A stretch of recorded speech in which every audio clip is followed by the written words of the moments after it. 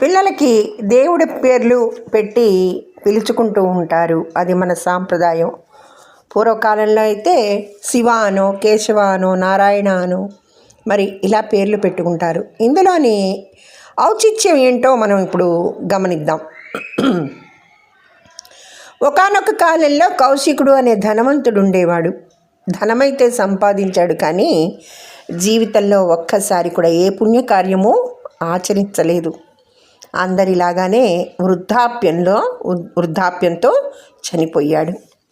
ఆ ధనవంతుడు చనిపోగానే అతని ప్రాణాలు తీసుకుని పోవడానికి యమకింకర్లు వచ్చారు యథావిధిగా.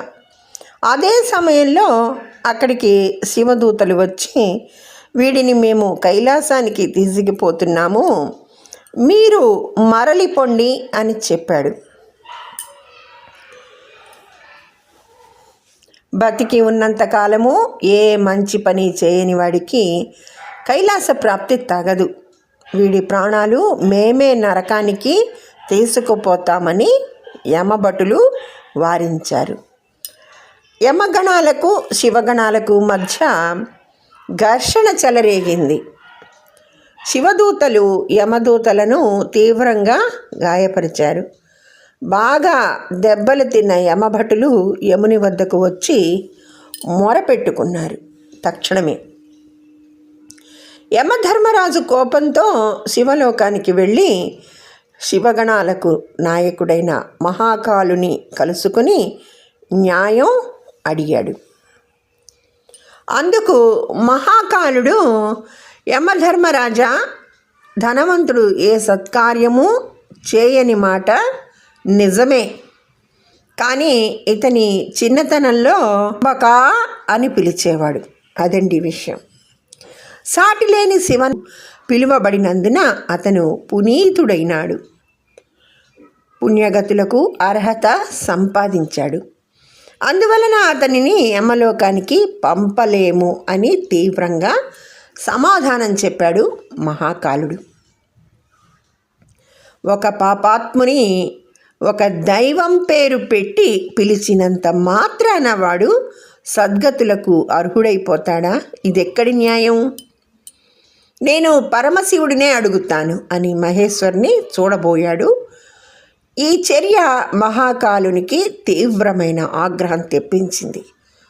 కోపంతో, నేను చెప్పినా వినకుండా నీవు శివుడిని కలవగలవా అని యమలంగా కొట్టాడు. అంతే, యముడు మూర్ఛపోయాడు.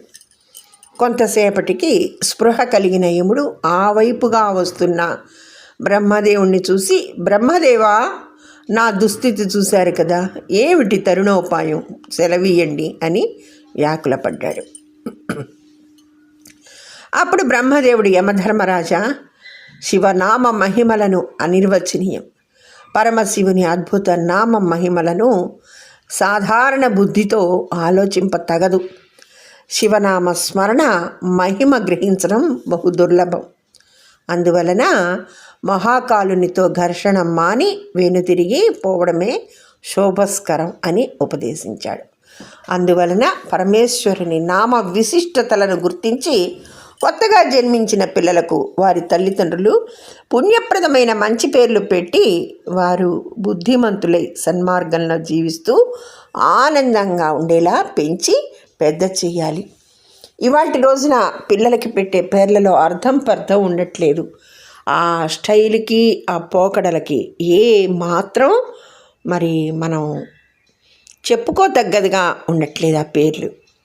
ధన్యవాదములు. సర్వేజన సుఖినో భవంతు.